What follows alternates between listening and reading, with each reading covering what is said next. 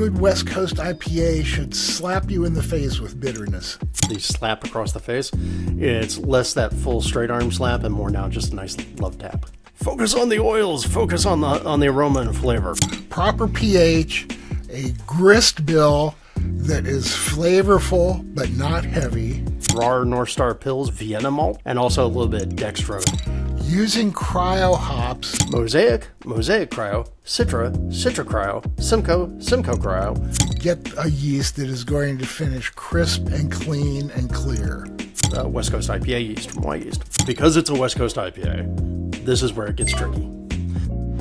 Your views and comments make this West Coast IPA video possible. And if you found value in any of our videos, please help me out with a like or a comment to fuel our growth, our clout, and attract even more amazing guests like Denny Kahn and Drew Beechum. Man, it's great to have you guys on the show today. And I just wanted to welcome you both, and thanks everybody else for joining today. Now, Drew, I know just getting things set up, you've been especially busy, so I want to know what you've had time to brew, or let me rephrase that, what you've made time to brew. Yeah, I mean, you're right. I've been stupid busy. So I did have to carve out a little time because the one tradition I do try and keep up on every year is I've been making a Santa Claus homage, to borrow Denny's term, on a regular basis. And so I made time earlier this year to go and make that. And if people don't know what Santa Claus is, the world's strongest lager at 14.5%, and it's just sort of a weird project.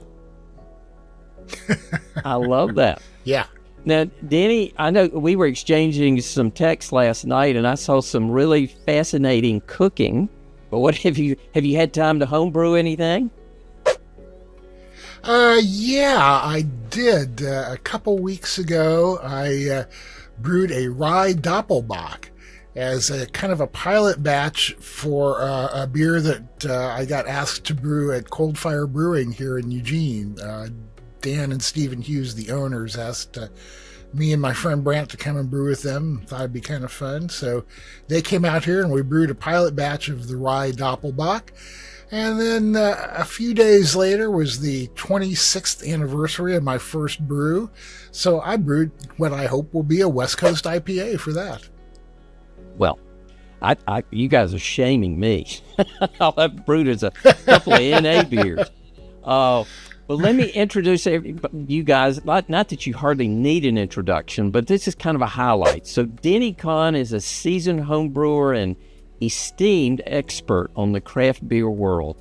He brings invaluable insights and expertise to the art of home brewing, and today we're going to be talking about his West Coast IPA. Now, Drew Beechum is a renowned figure in the homebrewing community. He shares his wealth and knowledge and passion for crafting exceptional beers like the West Coast IPAs and offers invaluable guidance to homebrewing enthusiasts. Well, guys, I think the best place to start is a good recipe, because we're going to be talking about nuances all through it. So could one of you please share what you think is a exceptionally good West Coast IPA? Yeah, so I'll start this with, well, actually, Denny, why don't you start with our disclaimer about the West Coast IPA? Well, yeah, we need to make clear that really there are two versions of West Coast IPA. There's the traditional version, which we've all been making for years, and then there's a more modern version. And I think the big differences are that the modern version is lighter, both in body and malt flavor. And the more traditional version, you're going to see probably crystal malt showing up in it and a little bit more mouthfeel and body to it. Yeah, and so last year for HomebrewCon in San Diego, Denny and I went and we collaborated with North Park Brewing Company to make the Denny Kong West Coast IPA. There's Denny, there's me. Life is good, right? And it was a great collaboration and a lot of fun to have the discussions, because at one point there was an argument about crystal malt. Yep. But this one is for a 5.5 gallon batch that starts around 1065 original gravity and about 65 IBUs. It was basically 88% raw North Star pills, which is really great, clean base malt. 9% of Vienna malt, which is our one character malt in this. And then optionally either some acid malt to adjust your pH, and also a little bit of dextrose, only about 2% of dextrose, in order to kind of dry out that back end. For the water, we were shooting for a 2-to-1 ratio on sulfate to chloride. And then it was just a simple mash rush of 152 degrees for an hour. And then, because it's a West Coast IPA, this is where it gets tricky. We get into the hops. A simple first wort hopping of Warrior, about 0.67 ounces, and then nothing else in the kettle. That was it for the kettle. And then finally we get into the whirlpool at 170 degrees with an 1.75 ounces of Cascade Cryo for 30 minutes. And then we used a brand new product that's coming out of YCH called Trial 702. I don't know if they've actually come up with a real name for it yet, but Trial 702 Citra. And we added 1/3 of an ounce of that in kind of a dip hopping fashion before dry hopping with Cascade Cryo for 2 days. And then Mosaic Cryo, Citra Cryo, Simcoe Cryo for another dry hop for 3 days. And all of that was fermented with the Yeast West Coast IPA yeast, which is currently available.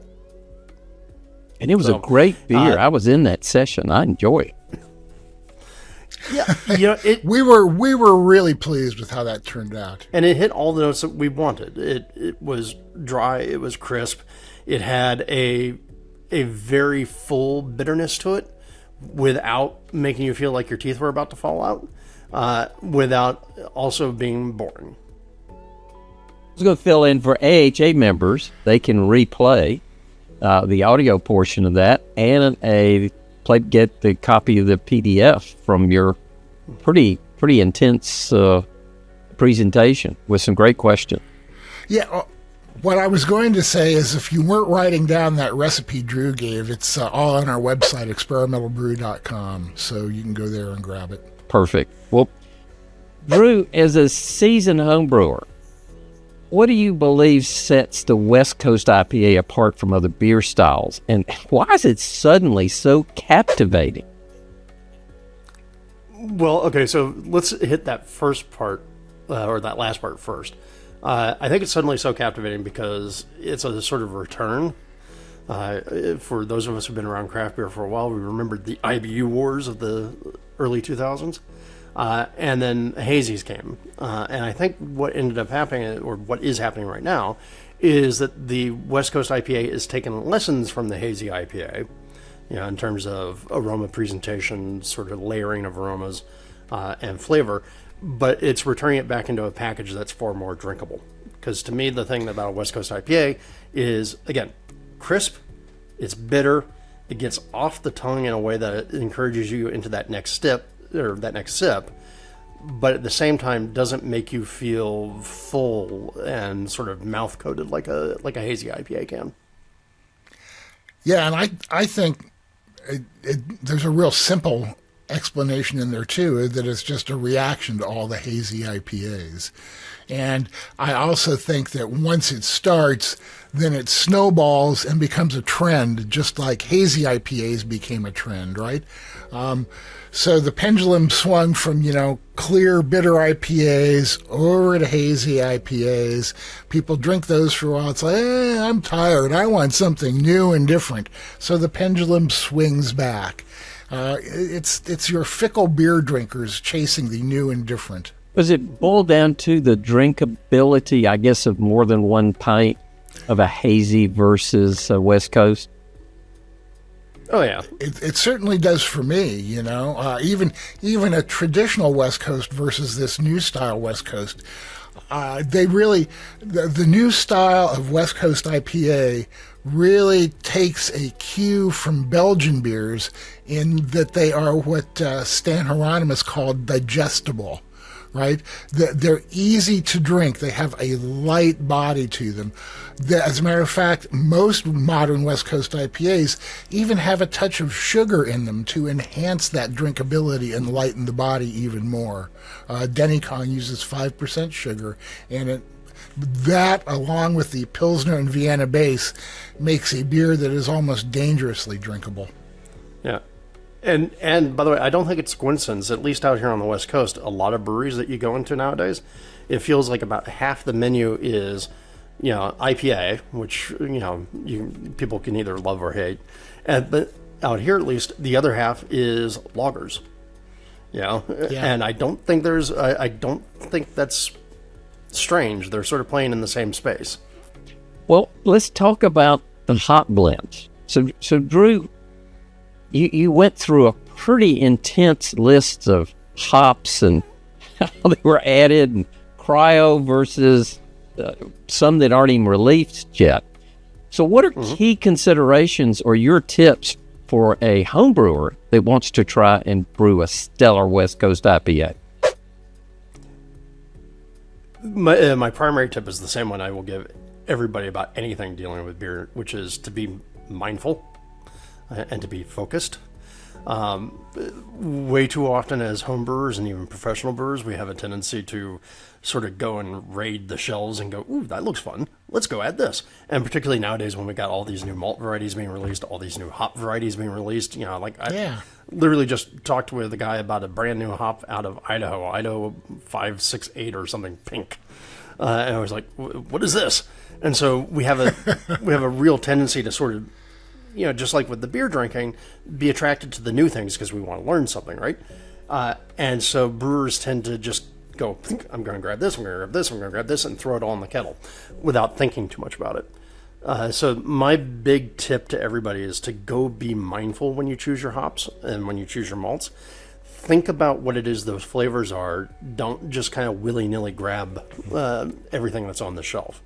And so, yeah, you're right. The Denny recipe had a lot of different hop varieties in it and a lot of different form factors. But you'll notice that those are all very classical West Coast-ish hops, with Citra and Simcoe and Cascade, and then, just a little bit of that mosaic for something new. But they all play along that same spectrum. And so you get something that feels unified. The problem is now with a lot of the hops that particularly are like very pineapple and guava and mango, these very tropical flavors, people will pair those up against hops that are very sort of citrus dank, and they don't always work together very well. So again, be mindful. Yeah, not always, but sometimes they do. But yeah, basically what Drew's saying is what I always say about recipe design. Try and taste it in your head and know why every single ingredient is going in there. Right? Imagine what that will do. Just don't put it in there. The other thing about the Denny recipe is you'll see the same varieties of hops repeated at different points during the brewing process. Maybe knockout hops are the same as the dry hops or something like that. So that really kind of helps keep it focused. Yeah, and I think I think it's important to say, don't get lost or hung up on just the idea of simplicity, because you do need a little bit of variation in your hop blend, I think. Yeah. This, unlike a smash beer, a West Coast IPA, to get that depth of flavor, really needs to have layers in there. So, Denny, are malts a factor in this to really get a good West Coast IPA? Very, very much so. I mean, you don't want the beer to be one-dimensional, and in either direction. You don't want it to be malt-dominated, or you don't want it to be hop-dominated. You want them to support each other. And balance is a very cliched word in the beer world. We used to ban brewers from using it when we asked them to describe their style of brewing. But what you want to do is you want to have a malt body in there. When I started brewing, it was always referred to as the malt backbone to support the hops. And unlike when I started brewing, that malt backbone doesn't come from a heavy dose of crystal malt or something like that.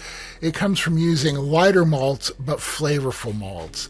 That's why we went with the raw North Star Pils on this one. It's a very, very flavorful malt that can stand up to a heavy hopping load. And you throw a little bit of Vienna on top of that to add depth to the flavor, and you've got something that will stand up to all those hops you're going to be throwing in down the road. And by the way, that's actually one of those huge changes between the modern West Coast IPA and the old school West Coast IPA. Using that Vienna as your character malt as opposed to using, say, a Crystal 60. Yeah. Which was, IPA recipe malts used to be 90% two-row pale malt and 10% Crystal 60. I would knock out IPA after IPA like that and then just change the hops. And that is still a valid approach if you want a traditional classic West Coast IPA. But that's not what we're talking about here today. We're talking about the modern contemporary West Coast IPA. And, like I said, drinkability is the real key here. So, if I can't get those same flavorful malts, what would I look for when I'm trying to get those malts? I would say, especially for the Pilsner malt, there are Pilsner malts that have a lot of malt flavor to them, or maybe like a sweet flavor, and there are some that are very, very neutral. There are a few that I detect as kind of like grassy or maybe have a hay quality to them. Probably I would avoid those and go for the ones that are sweeter and fuller tasting, because you're going to be loading the hops in there. So you want to start with a base malt that has a discernible flavor of its own. So experiment, taste. Maybe this is the place for smash beers, so you can get to experience the flavors of a variety of different malts.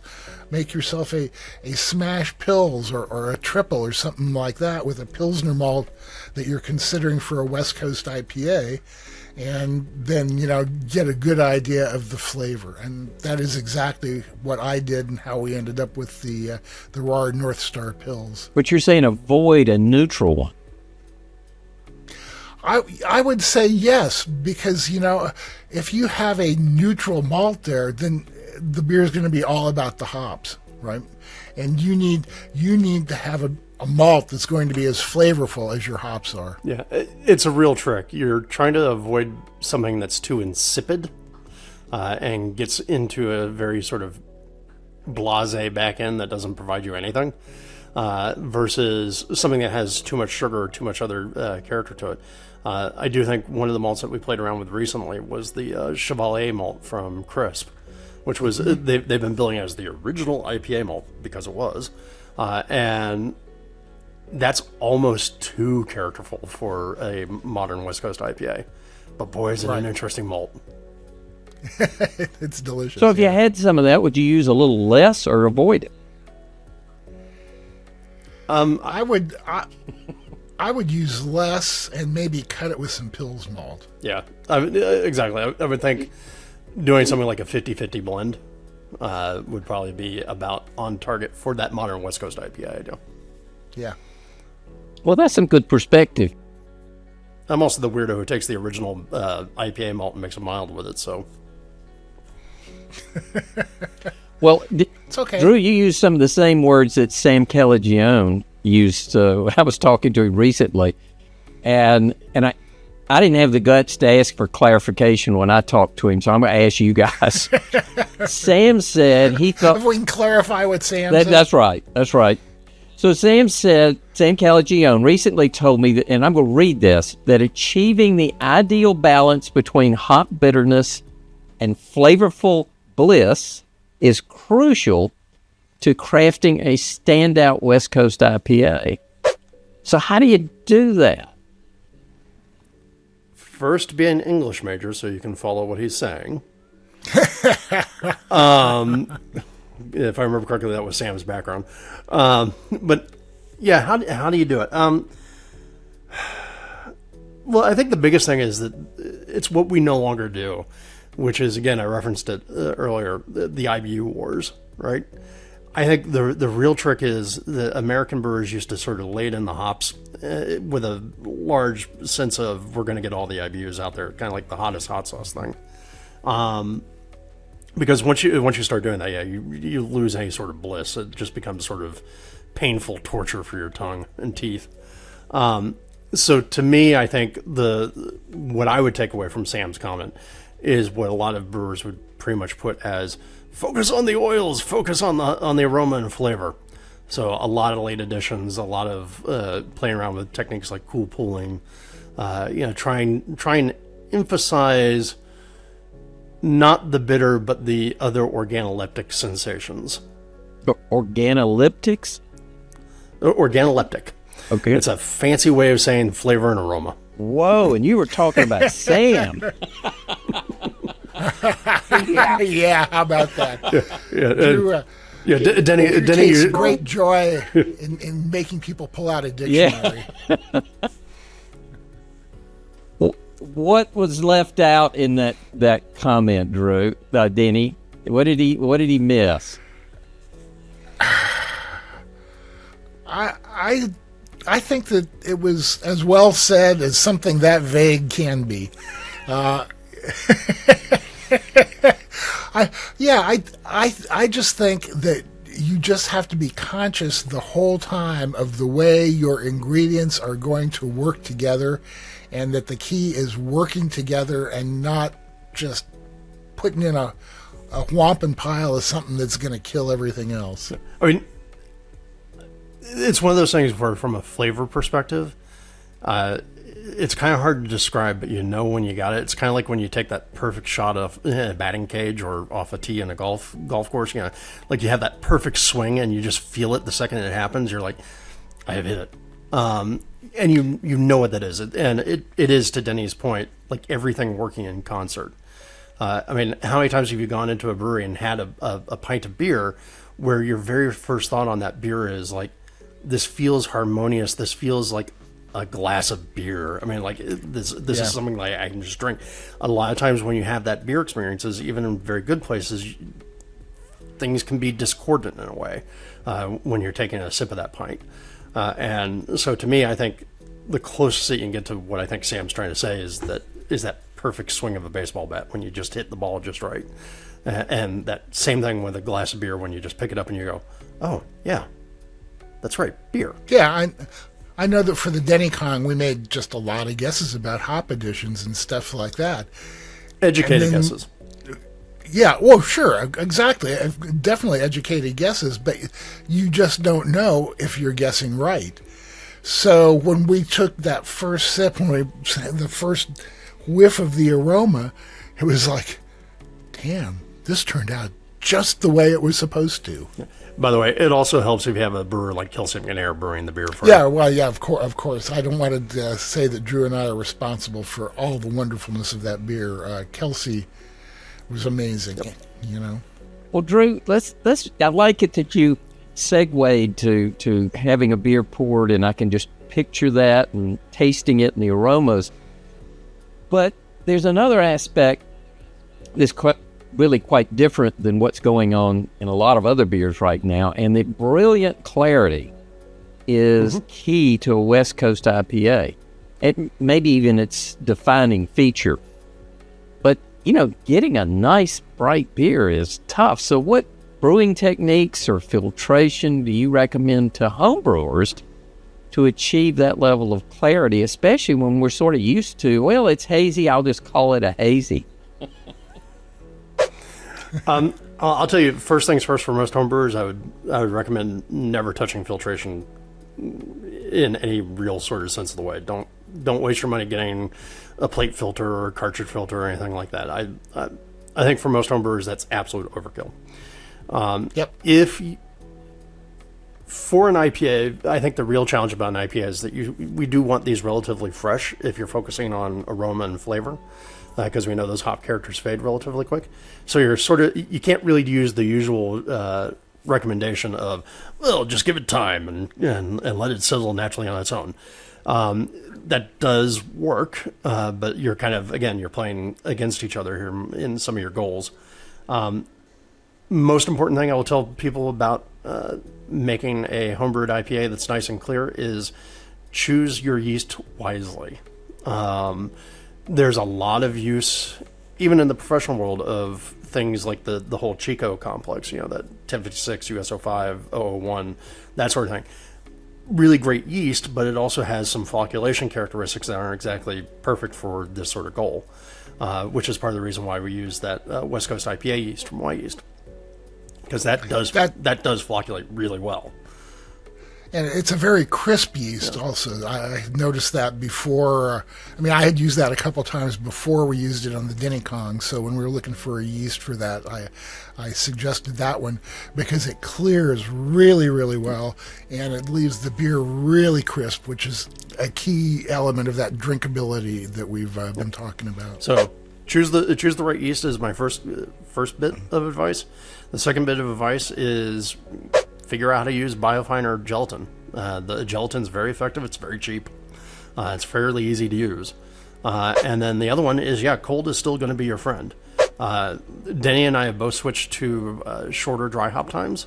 So back when we first started getting brewing, it was like, throw the dry hops in the keg and leave them there until the beer's done, right?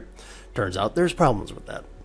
And so now he and I are both, and a lot of professional brewers too, are more along the time of dry hopping for 48 to 72 hours and using a good strong cold crash to help clear that. Yeah. And that impacts clarity? Yeah. It does. No kidding. Because again, you're not allowing long settling times. You're not allowing the hops to kind of get stirred back up by natural convection currents in the keg or in the fermenter. And if you're doing it cold, like we do, the hops pretty much dissolve and then fall pretty quick. Yeah. And we also, for a West Coast IPA, I would say that cryo hops are pretty much a necessity because you're going to be getting a much cleaner, more focused hop flavor and aroma out of them than you are with traditional T90s. Now, I kind of prefer to use some T90s alongside the cryo, but the cryo makes up the bulk, the majority of my hop charges, and the cryo are in there because the T90s are in there rather because the cryo doesn't have any vegetal matter to provide tannins or anything like that, and just the cryo alone can almost feel a bit hollow or empty. So you put just a touch of T90 in there to back them up, and maybe go 80% cryo, 20% T90, and for my tastes, that gives me exactly what I'm looking for. Well, and that does fit with the goals of more oil, less jank. Yeah. So the cryo actually helps with clarity? Yeah, because it doesn't have all that vegetal matter there, and it's not releasing polyphenols into your beer like a T90 would. Okay. More impact, less veggie. So, and use cryo hops. Mm-hmm. Try and keep short, 24, 48 hours for your hopping time? 48 to 72. No more than 72. Okay. Yeah. And then gelatin's a definite consideration. Yep, and the right yeast strain. Most important. I don't do gelatin. Yep. Yeah, I'm not. I just don't do gelatin. Just too much work, too much hassle for me. And I get good clarity from just the cold crashing. The other thing that makes a huge difference is hitting a proper pH in your boil. And you can tell by looking at your kettle if your pH is right. If you're getting this beautiful head of foam on your beer as it's boiling, that is generally a sign that you got your pH right on. And having a perfect pH, or as close as we can get being home brewers, having a good pH is going to be a key to clarity for any kind of beer. Drew, did I hear, though, that you use gelatin periodically, but Denny does not? What's the difference? He's afraid of microwaves. I'm lazier than he is. Well, We always have discussions about who's the laziest one, and in this case, I am. yeah, but again, this is also one of those things where brewing is a craft where there's 20 different ways to do one thing, and 15 of them are correct. And so you choose which one works best for who you are. Yeah. And also it's a difference in goals, right? So Denny is usually serving his beer at home to himself and his wife, maybe to friends who come over to go brew rye doppelbocks. And then a lot of times for me, a lot of my beers I'm taking to club meetings or I'm taking to festival and that sort of thing. So we have some different requirements as well around transportation, for instance. So there's a little bit of difference there too, and that will impact technique. Next question's for you, Denny. Can you walk me through your personal breakthroughs in crafting West Coast IPAs? What were some key learnings? I think you mentioned something about the no more than 72 hours. What are other key learnings that you've had with brewing such a delicious beer? I think that we've actually covered quite a few of them. Well, summarize proper pH. Okay, here we go. Proper pH, a grist bill that is flavorful but not heavy, using cryo hops to limit the amount of vegetal material and polyphenols that you get into the beer, so that it doesn't become tannic and astringent. Layering the hops in there, using maybe like the same hops but at different points in there, and the yeast, get a yeast that is going to finish crisp and clean and clear. I love Yeast 1056. I love Yeast 1450 for that matter, but I would not. Neither of those would be my first choice for a West Coast IPA, although either one would work okay. But, I think that there are better choices. Drew, what did he leave out? Two things that I can think of immediately. One is more is not more. So, again, not only just in terms of the varieties that you're putting into the beer, but also in terms of the amount that you're putting into the beer. So there was the great study that Tom Shellhammer put out, where we've jokingly referred to as the Shellhammer limit, in terms of dry hopping, which you don't want to necessarily overload your kettle or your fermenter with dry hops, because diminishing returns and sometimes actually working at cross purposes. And I forget, Denny, what's 5 grams per liter? 6 grams per liter is what he came up with as the limit over which you'll be extracting tannins and polyphenols. But again, that's another good reason to include cryo in your hop bill. So that's one. So more is not always more, which I know is sometimes hard for homebrewers to deal with. Yeah. How many times have I seen a home brewer who said, "Yeah, I used like 3 pounds of dry hops in my beer"? Oh, I think we've all been there. If you haven't been there, then you're a better person than I am for resisting that urge. And what you end up with is a harsh, astringent mess. You end up with soup.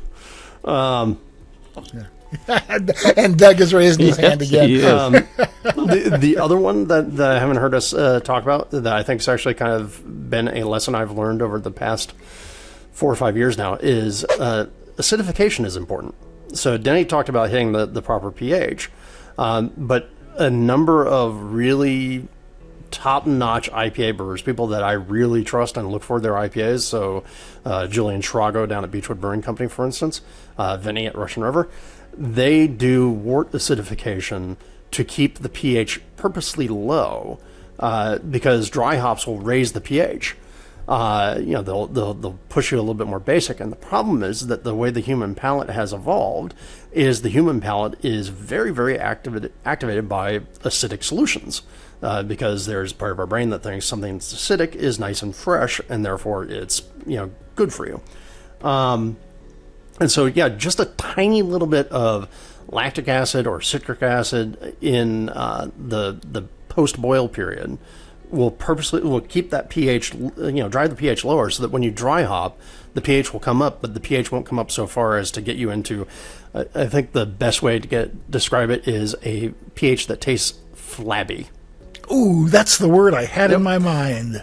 So that's obviously the right. Well, and you see, if we're both thinking that. It's a tip taken straight from the wine world too.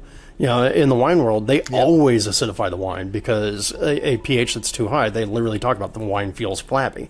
And so in our particular case as brewers, we have a process that's built into this style that raises the pH. We should do something to get around that.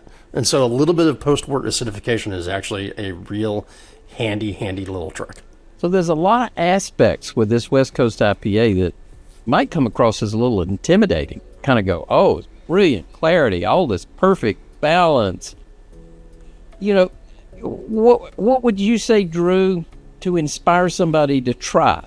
If they haven't tried a West Coast IPA in a while and they realize they've got to work at a little acidification, cryo hops, maybe they hadn't used cryo hops, they haven't used a particular recommended yeast, how would you inspire them to give it a try anyway? Don't fear the Reaper. It's only beer. Yeah, it's only beer. If you are stressing over home brewing, then there is a serious problem, right? It's a damn hobby, people. You're supposed to have fun doing it. The best way to do it is go out and get yourself a good West Coast IPA. Sit down with it and drink it, or take notes about what it is that you like about it, the aromas, the flavors, the way one flavor fades into another one and then finishes with a third, Sit down and think about that, and then think about how you would recreate it and take a couple shots at it. Go look at our Denny recipe. Now, there's a lot of intimidating stuff in there. I mean, there's one ingredient that is practically unavailable to home brewers, But that doesn't mean you can't use that as a model to start crafting your own version, Try it without the post-boil acidification once and see what happens. If that beer comes out too flabby, then try a little acidification next time to see the difference. Like Drew said, it's only beer. You can always make more. Yeah. This is so true of so many human endeavors, right? Yeah. We psych ourselves out and we allow ourselves to get intimidated by the fact that we're going to suck at first, almost invariably. But again, this is beer. We all have friends who are just going to be like, it's free beer, sure. And beer, particularly these days, as long as you're mindful of the idea of vital, healthy, active yeast, you can make beer that is imperfect but is still perfectly drinkable. So don't get intimidated by all this sort of stuff. Denny's right. Choose a good recipe out there that from a source that you trust. Use that as a basis, and go from there, I think. Yep. I like that. A beer that's imperfect but perfectly drinkable. Yeah. No. I've made hundreds of those. That's the story of my brewing career. Yeah. Well, guys, this is great. How is the best way to catch your podcast? Oh, you can get anywhere you can find your podcast. Spotify, Apple, iTunes, Google Play, and you can also always go to www.experimentalbrew.com. Ooh, he's done that before. All right, guys, we got the rapid fire questions coming up. Well, thanks for watching. Your views and comments make this West Coast IPA video possible. And if you found value in any of our videos, please help me out with a like or a comment to fuel our growth, our clout, and attract even more amazing guests. All right. You ready? Okay. All right, Denny, you've got the first one. What's your recommendation on crystal malts and West Coast IPAs? For a traditional, yes. For a contemporary, no. Drew, how would you avoid a one-note flavored IPA and get at least enough complexity to make it drinkable? 2 malts, so a Pilsner Pale and a Vienna or a Munich, depending upon your choice, and then at least 2 varieties of hops. And I would choose something that are kind of in the same family, so something classical citrus, so Cascade and Citra. Kind of keep along the same profile, but just layer them in. And I would say 3 varieties of hops because, you know, you're going to want something for bittering. Well, of course, yeah. No, I mean, one of the things that really differentiates West Coast IPA from, say, New England IPA is a bittering hop addition in West Coast IPA that you often don't have in a New England IPA. And for that, you may want something that's a little bit more intense, like a Columbus or a Chinook, and then pick 2 or 3 other varieties to load up towards the end and for dry hopping and stuff like that to layer the hop flavor and aroma. So I was asking Sam Calagione, since the 60-minute IPA, I think, is pretty iconic for a West Coast IPA, even though he's on the East Coast. And Sam said a great IPA needs to finish with a bitterness that has a roundness to it. Now, I didn't have the guts to ask Sam that clarification on that either, but Denny, what do you think hop bitterness with roundness to it, what does that mean? How do we do that? To me, that means that you're kind of taking the edge off of it. I guess you could do that with water profile or something like that. And I disagree with him. You know, for me, a good West Coast IPA should slap you in the face with bitterness. But it can't be one-dimensional bitterness. It can't be all about the bitterness, which is why you need that hop bill too. But, you know, there are easily ways you can make a 70 to 75 IBU West Coast IPA with a distinct bitterness without it becoming all about the bitterness. Although I will say that today's West Coast IPA, the slap across the face, it's less that full straight arm slap and more now just a nice love tap. Well, yeah, although you remember that in DennyCon, Kelsey saying that he wished that he had added more bitterness. Yeah, and the audience agreed, as I remember. Yep. Yeah, so don't be afraid of that. You know, it has to have that bitterness to get the sharpness that is going to add to the drinkability along with the light body. But that's the dichotomy kind of. You got to have sharpness, but then you've got to have the malt to kind of like take the edge off that sharpness. Well, Drew, slap in the face is a good thing about if you overdo thiols. How do you avoid a slap in the face from thiols? Because you can get carried away with them real easy, can't you? Yeah, and so my first reaction is in modern West Coast IPA, don't. To me, so for people who don't necessarily know what a thiol is a sulfur-bearing compound, and we're used to kind of thinking of those as the things that smell like guavas and passion fruit and mangoes and all those tropical fruit characters,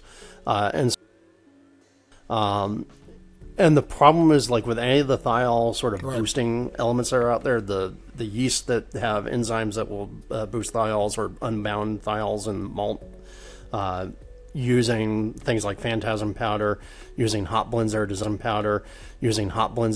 to boost thiols, they are a real trick because they will very, very quickly take over the beer. So again, if you do want a strong thiol character in your beer, to avoid overdoing it, my first thing would be try and find hops that will allow you to do it. Layer those in that way. Yep. And only then, if you're not getting the thiol character that you want, try the other products, like things like Phantasm. Phantasm has the great advantage of, just like hops, you can layer in how much you want. My one concern about trying to do something with one of these thiol boosting yeast, for instance, is as a brewer, you have very little control over how much thiol it's going to release. So start with your hop blends first, or actually, first, don't. Second, start with your hop blends. Third, use a tiny amount of something like Phantasm. And fourth, go make a hazy. Yeah, right. If you want brew something Thiols. else. Yes. Yeah. All right, Denny, best tips on getting Yeah. the right pH in your IPA. Pay attention. Know what kind of water you're using. Use a good water program. Drew and I both use Brewing Water. I played around with some other ones. I think the Brewing Water is probably the best and most accurate out there. That is the place to start. And then taste the beer that you make and decide if maybe some, acidification down the road would have helped it. You can even do this in a glass, right? You make a beer, you think that maybe it's just a little flabby or something. Try putting just the barest drop of lactic acid into your glass and pouring the beer on top of that. See if you think that it improves it any. If so, brew another batch and work on that. Wow, you didn't mention your well water. Well, I don't have to because everybody knows about it. Yeah, but I mean, you can start with any water. I happen to be lucky that I have amazing well water, but as long as you know what is in the water you're starting with, that's all that really matters, because then you can compensate for it down the road. Don't go out and buy spring water or something like that. People tend to do that because they say, it's got minerals in it, it's better than reverse osmosis or distilled. It's not, because you don't know what minerals are in there. I saw one recently where somebody said, I bought this spring water, I'm going to use this for brewing, and it listed all the stuff on the side, but the alkalinity was just off the charts. And because this guy didn't know anything about water and what was good in it and what wasn't good in it, he thought, I'm getting this spring water with minerals in it, and look, it even tells me what's here.